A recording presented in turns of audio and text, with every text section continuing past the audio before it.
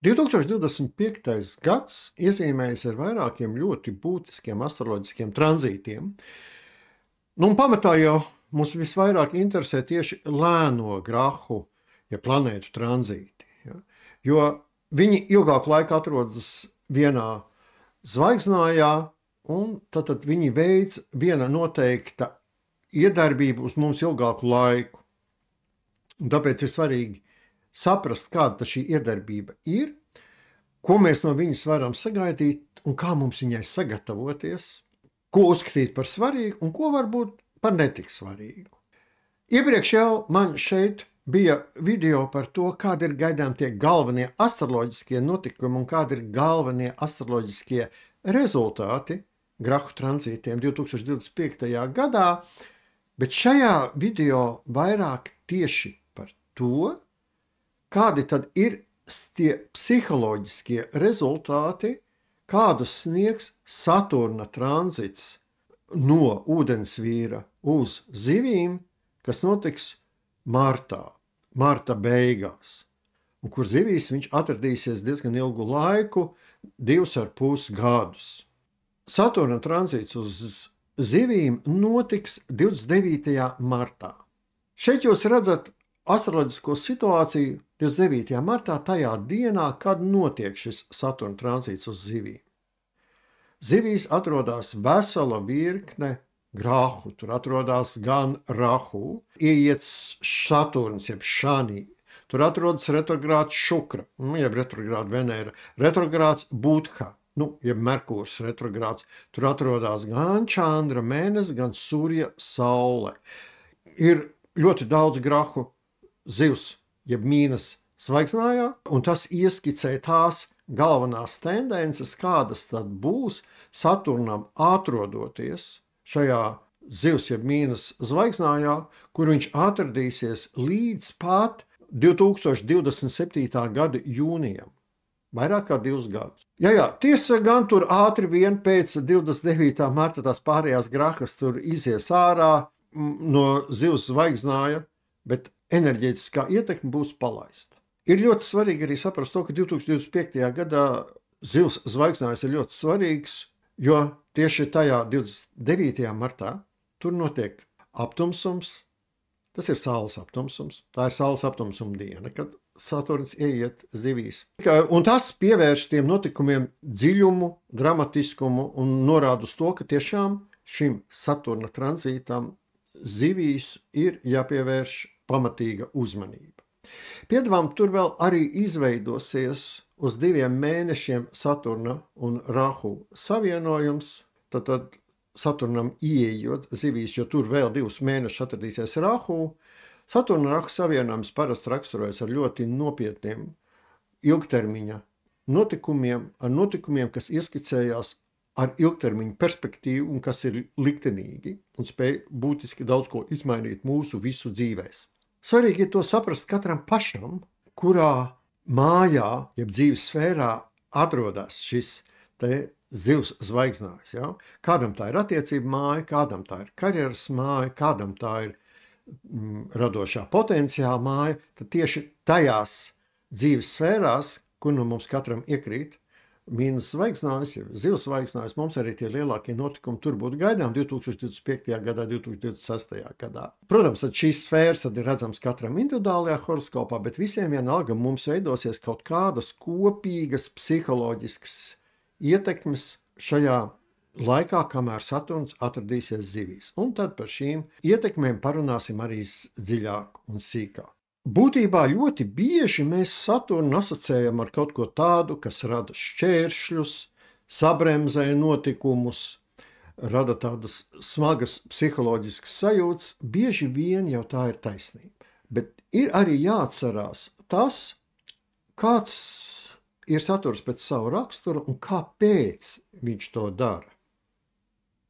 Saturna galvenais uzdevums ir rūpēties par to, lai tiktu atjaunota visuma taisnība.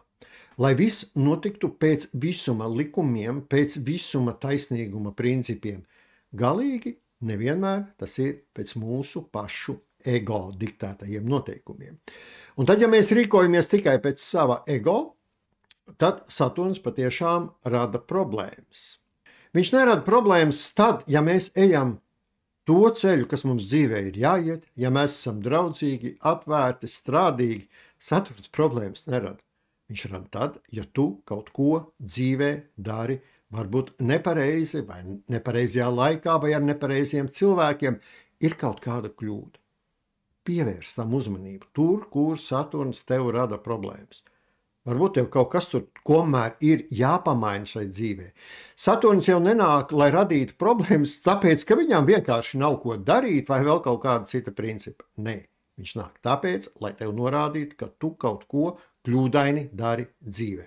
Sāc analizēt to, kas notiek tavā dzīvē. Tas ir vispareizākā pieeja, kā izturēties pret Saturna mācībām.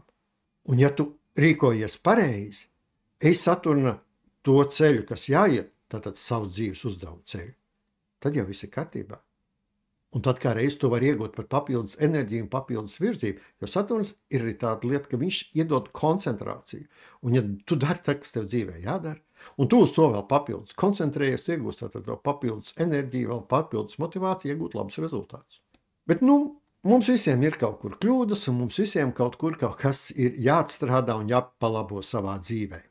Būtībā jau Saturns nonākot vienā vai otrā mūsu astroloģiskajā mājā, ja, citiem vārdiem sakot, vienā vai otrā mūsu dzīves sfērā, sāk ieviest tur kārtību. Viņš sāk analizēt, kas šeit ir lieks, kas ir nevajadzīgs, pie kā vēl nav piestrādāts, un attiecīgās korekcijas tad sāk uz mums norādīt. Un to viņš sāk norādīt, radot problēmas, radot iespējams varbūt smagākus vai drūmākus psiholoģiskos stāvokļus vai vēl kaut kādā citā veidā.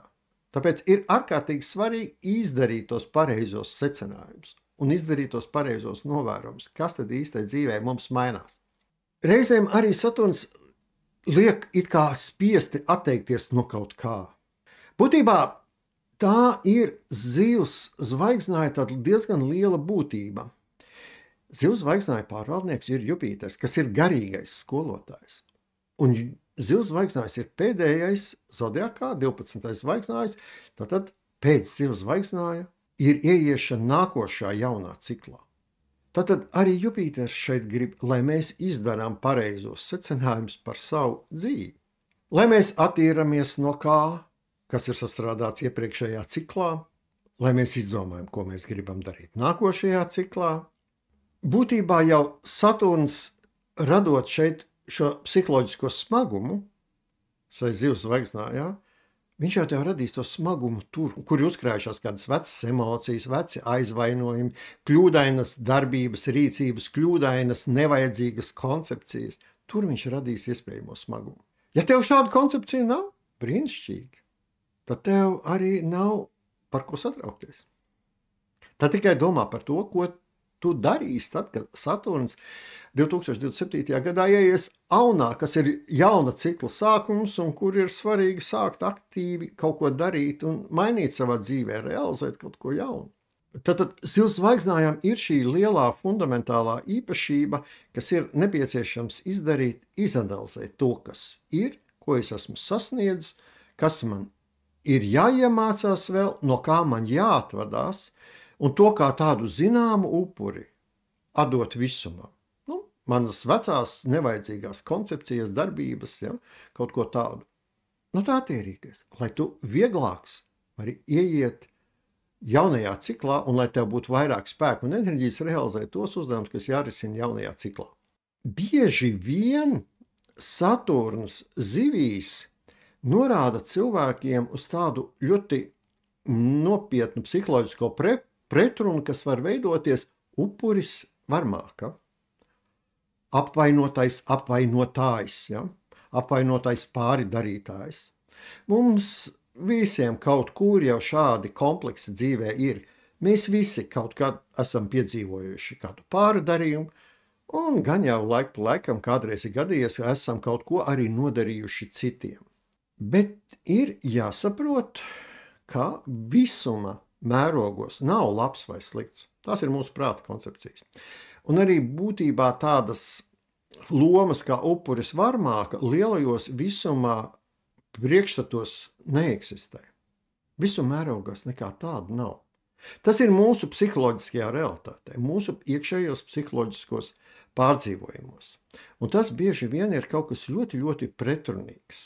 Un visiem tiem, kam ir kaut kādi notikumi bijuši šajās te attiecību pārī varmāka apvainotais, tad Saturns tur norādīs un runās par to, ka te ir no tā jātīrās vaļā. Tās ir vecas emocijas, kas tev traucē iet uz priekšu. Būtībā zivis, šis zvaigznājs, ja, ir tāds tā kā konteiners, kur laiku gaitā, daudzu gadu laikā ir uzkrājušies šīs emocijas. Te var būt uzkrājusies gan mūsu aizvainojums sajūtas, gan mūsu vainas apziņa. Un būtībā jau šie uzkrājumi ir visiem cilvēkiem. Kas tieši kuram tur vairāk, tas tad katram pašam jātiek ar to galā, bet būtībā Saturnu tas neinteresē. Vai tev tā ir vainas apziņa par kādām nodarītajām lietām pret citiem, vai tev tie ir uzkrājušies vecie aizvainojumi. Saturns runā, no tā visa vienkārši jātīrās vaļā un beidz analizēt, mani tur apvainoja, pret toreiz slikti izturējās, mani tur pirms 18 gadiem ne tā tur atlaida no darba vai vēl kaut ko, atlaid to. Nenes to līdz. Tā ir tikai nasta, kas tev neļauj droši un viegli un enerģijas pilnam iet uz priekšu. Būtībā visums jau gaida no mums tādu draudzīgu, sirsnīgu, diplomātijas pilnu komunikāciju ar apkārtējiem cilvēkiem, ar apkārtējo sabiedrību. Saturns uz to norādīs, un viņš mācīs mūs iet tieši šajā virzienā. Atcerēsimies, ka zivīs egzaltē Venēra. Venēra ir maigums, diplomātiskums. Un visu to, kas tam neatbilst, Saturns no mums tīrīs to ārā. Tas ir Saturna uzdevums. Visur, kur ieiet Saturns, viņš sāk kārtot tās lietas, kas atbilst tām zvaigznājām, kurā viņš ir iegājis. Būtībā Saturns zivīs nedos nekādas priekšrocības nevienai no pusēm. Ne uzbrucējiem, ne upurim. Viņš saka, pietiek, attīrieties no tā. Un ja jums arī šķiet, ka mani tur toreiz nepareizi aizvainoja, vai man toreiz nepareizi kaut ko nodarīja pāri, tas varbūt ir tikai jūsu prāta koncepcija, bet varbūt, ka tā bija kāda mācība, kurai jums bija jāizdara secinājums. Un vai nav gadījies tā, kā viens vai otrs pārdarījums kādreiz dzīvē jūs atterījis no kaut kāda notikuma, kas pēc tam varbūt pat jums bijis ļoti graujošs. Varbūt, ka tas pārdarījums bija vajadzīgs, lai jūs neizdarītu nepareizas darbības savā dzīvē. Nezinājāt to, nesapratāt, šis stundas un mācības vēl atgriezīsies, bet vecos aizvainojumus nest līdz nav nekādas jēgas. Patiesībā šis Saturna atrašanās laiks zivīs ir sarežģīts abām pusēm. Gan tām nosacītiem simboliskiem upurim, gan simboliskiem varbākam vai pārdarītājiem. Godīgi tās arī ir tikai lomas, ko mēs paši sev galvā sastrādājam, savā prātā sastrādājam. Mēs viens otram esam skolotāji, un mēs viens otram kaut ko mācam. Un nereti tās mācības, ko mums māca kāda citi, ja, un tas ir tikai dievišķais plāns, ka kāds mums kaut ko māca, mums kaut ko virza, mēs to uztveram kā pārdarījumu no viņa puses, bet varbūt tas nemaz tā nav, un ļoti bieži tas nemaz tā nav. Jā, protams, ir savda ļoti egoistiskas darbības arī no citu cilvēku puses viņas eksistē, bet nebūtu nevienmēr, kad mums šķiet, ka mums ir nodarīts pāri.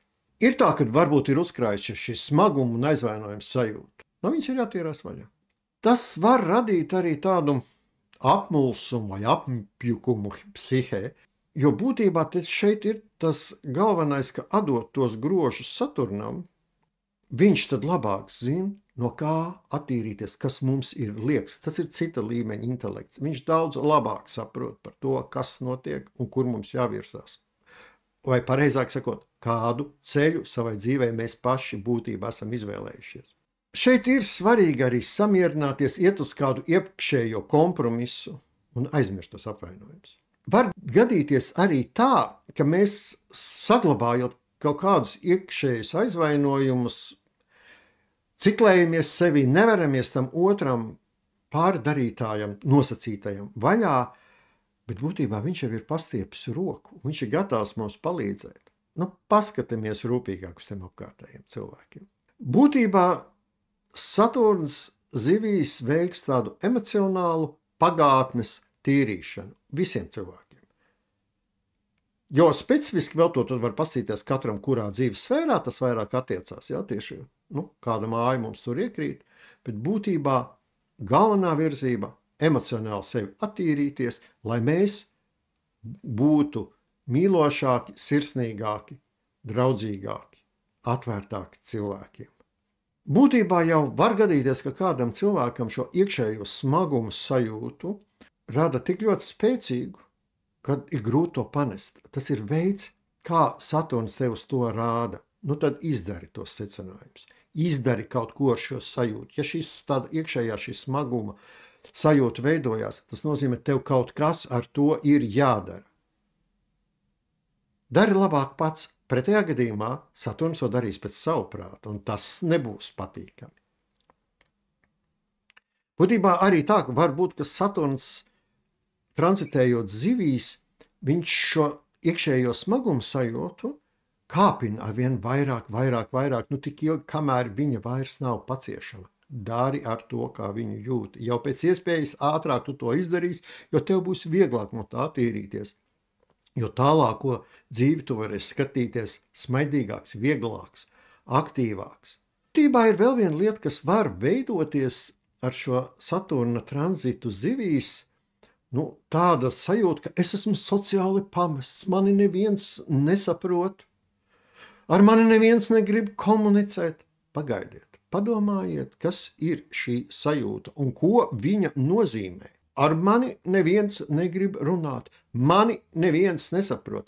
Ieklausieties šajās domās, vai šeit nav ļoti liels ego. Parasti šie aizvainojumi un sajūtas par sociālo pamestību ir saistīts ar lielu ego.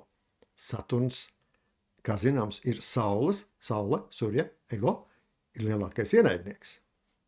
Tur, kur mēs izpaudīsim savu ego nepamatoti un nevajadzīgi, Saturns noteikti organizēs kaut kādas mācības, kaut kādas skolas, lai mēs sāktu kontrolēt. Taču piekontrolē savu ego. Pagaidi, ar tevi neviens negrib runāt, bet vai tu pats runā ar citiem? Vai tu ieklausies citu cilvēku viedokļos? Mani neviens nesaprot, bet vai tu saproti citus? Ko tu esi darījis? Lai būtu draudzīgs, izprotošs, izpalīdzīgs. Tu tikai to pieprasi no citiem. Tu tāds pats esi? Ja neesi, vai tu to vari prasīt no citiem? Tā ir lepnības sajūta. Es esmu pamests, mani nesaprot. Jā, var gadīties kāds ļoti unikāls mākslinieks vai zinātnieks, kuru apkārtējie nesaprot. Bet arī tur ir daudz jautājumu, kā tur ir ar ego. Vai patiešām tā ir ļoti unikālā zinātne vai māksla, kas netiek novērtota, vai tas ir kaut kas tāds, ko tu pats esi radījis un pats uzskati par ļoti unikālu, bet sabiedrība ne. Sabiedrībai ir tiesības arī uz savu viedokli, un viņiem nav obligāti jāpiekrīt taviem viedokļiem. Ja arī cilvēks pats sevi iekšē kaut kā ir ilgstoši pretnostatījis visai pasaulē, tad attīstīsies šī absolūtās sociālās vientulības sajūtas. Iekļaujies apkārtējā pasaulē, izjūti viņu, atveries viņai, un pasaule atvērsies tev.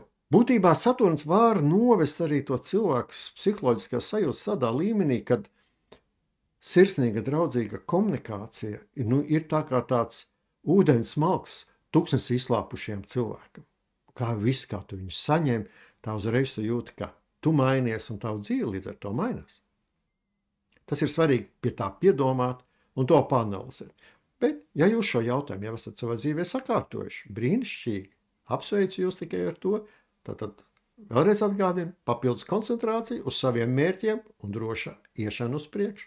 Tiesa gan, Saturns zivīs var arī sākt atvērt kādas noslēpumainas lietas, kādas noslēpumus, kas iepriekš bija pilnīgā miglā, minējuma sfērā, un šeit Saturns to vilks ārā. Tas ir ļoti iespējams. Un tas var gadīties ikvienam no mums. Te nav runa par kaut kādiem komerciāliem noslēpumiem, kas saistās ar darbu un pienākumu pildīšanu.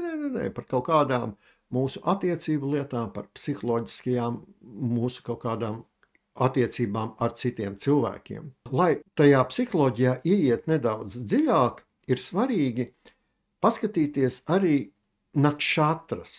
kurās atradīsies Saturns, kurās kā viņš ies cauri. Kā zināms, jau vediskajā astroloģijā ir divi zodiaki. Viens ir šos zvaigznāju zodiaks, Auns, Vērsis, Dvīņi, Jaunava, ja? Ir vēl arī nakšatru, jeb mēnesis zvaigznāju zodiaks. Un viņš ļoti labi parāda tieši šīs psiholoģiskās lietas. Un ir svarīgi paskatīties tieši tajās nakšatrās, kurām Saturns ies cauri. Ja? Tātad būtībā pašlaik jau Saturns atrodas tādā nakšatrā kā Purvabhadrapada. Šī nakšatra ir gan ūdensvīra zvaigznāju beigās, ja, beidzoties, kur viņš pašlaik atrodas, gan arī zivju zvaigznāju sākumā.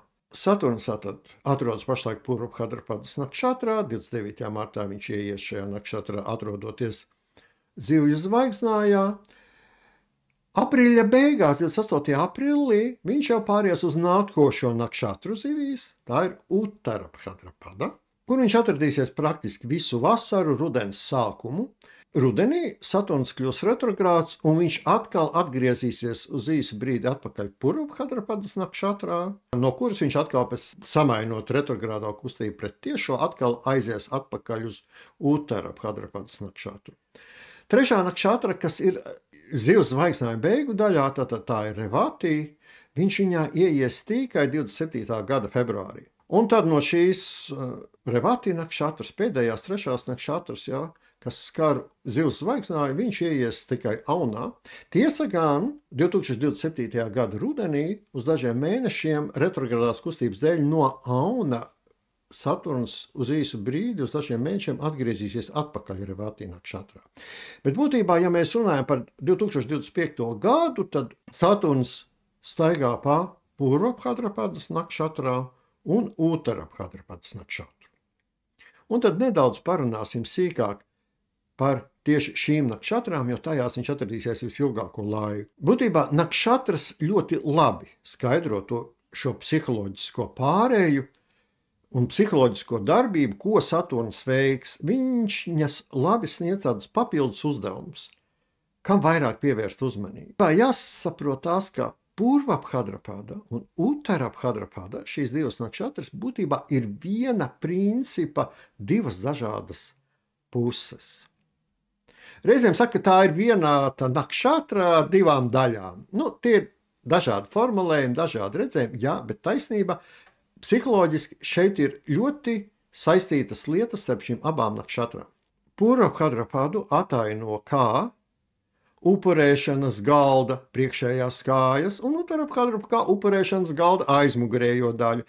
Dažos aprakstos, daži autori viņu apraksta kā Purvabhadra ir mirstamās gultas priekšējā daļa un attiecīgi Uttarabhadra mirstamās gultas aizmugurējā daļa.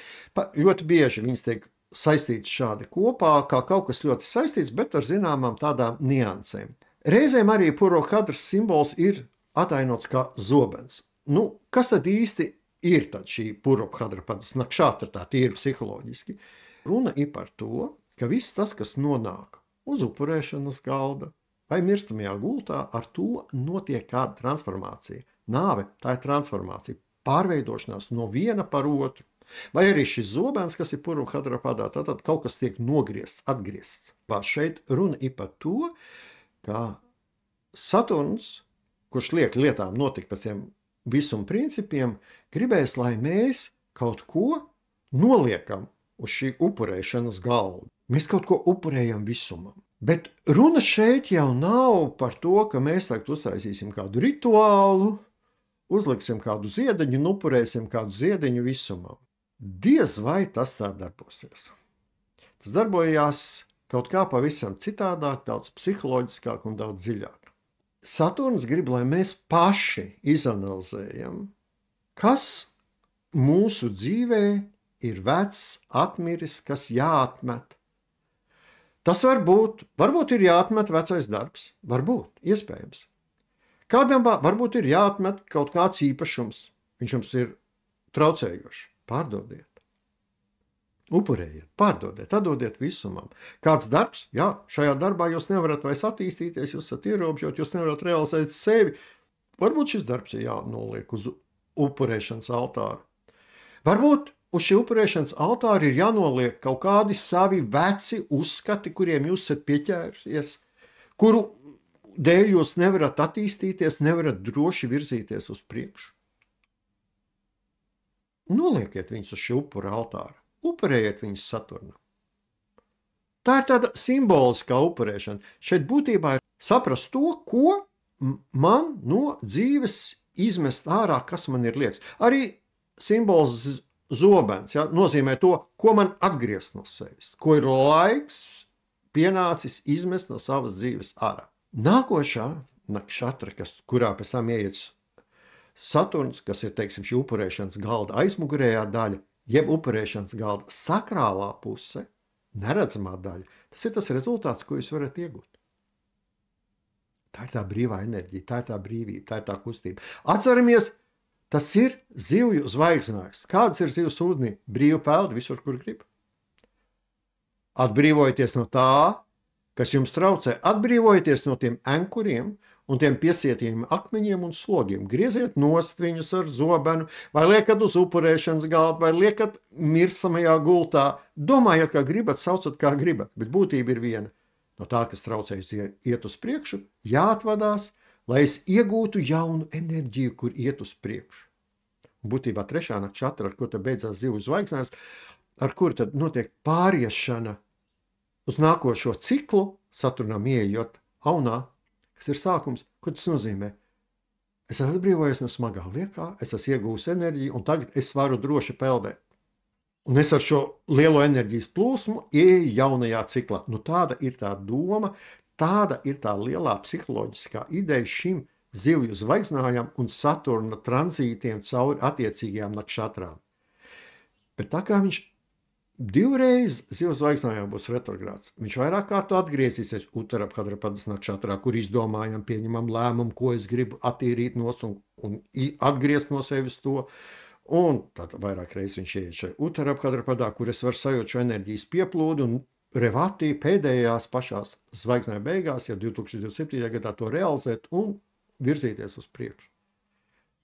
Vairāk kārt mēs varēsim iet tam ciklam cauri, un tad vairāk kārt mēs varam kaut ko mēģināt no savas dzīves izdabūt ārā vai mazināt. Varbūt, ka tās ir kādas vecas ilūzijas, uz kurām Saturns uzreiz parādīs tādu racionālāku skatu, laiks viņas izvadīt no savas dzīves ārā. Varbūt. Tas nav obligāti materiāls. Tas nav obligāti kaut kas tāds, kas ārējā dzīvē ir ļoti, ļoti redzams. Jā, tas var būt arī tāds, darbs, piemēram. Ja? Vai hobijs varbūt, kurš jums ir destruktīvs kļuvis, kāda aizraušanās, iespējams. Ja? Bet tās var būt arī iekšējās lietas. Vecie aizvainojumi. Noliekat tos uz upurēšanas altāru. Nosacīt, ziedojiet tos visumam, atbrīvojieties no tiem. Un ejiet smaidīgi, viegli, draudzīgi uz priekšu un atverieties nākošajam ciklam. Un visums atvērsies jums. Ja jūs neko šādu nedarat, vai arī uzskatāt, ka man nekas tāds nav jādara, tad var nonākt tajā situācijā, ka dzīve jūs piespiež, dzīve prasa. Tāds ir Saturna pedagoģiskais darbs. Ja viņš patiešām redzēs, ka jums ir kaut kādas lietas, no kā ir jāatvadās, un jūs negribat no viņām atvadīties, jūs pie viņām esat ietiepīgi pieķēries, tad sagaidiet to, ka Saturns var organizēt nepatīkamus notikumus jūsu dzīvē, lai no tā jūs attīrītos. Vai arī kaut kādu iekšēju drūmumu, psiholoģisko spiedienu, šādu smaguma sajūtu. Analizējiet to. Analizējiet, no kā jums savā dzīvē ir jātīrās. Tas ir ūdens stihijas zona. Ūdens skalo netīrību projām. Jūs taču gribat no sevis aizskalot visas emocionālās netīrības. Ļaujiet tam notikt, nebremzējiet. Būtībā jau arī ir tāda lieta, ka Saturns grib, kad iemācies no vecā, liekā, traucējošā, nevajadzīgā atbrīvoties viegli, bez liekiem vārdiem un emocijām. Kas liekas? Lai iet kaut kur citur. Varbūt tas būs noderīgs kādam citam. Saturns zivīs māca uz tādu spēju kā pašatbrīvošanos, pašattīrīšanos. Nu, un vēl tad kopumā nedaudz parunāsim par tām lietām, ko tad kopumā Saturna atrašanās Mīnas, jeb Zivs zvaigznājā, nu tādā globālā nozīmē varētu aktivizēt mums visiem. Ja? Nu, viens ir šīs psiholoģiskās sevis attīrīšanas lietas, bet nu, tomēr arī tās citas dzīves sfēru lietas, kuras var ienākt vairāk mūsu dzīvē.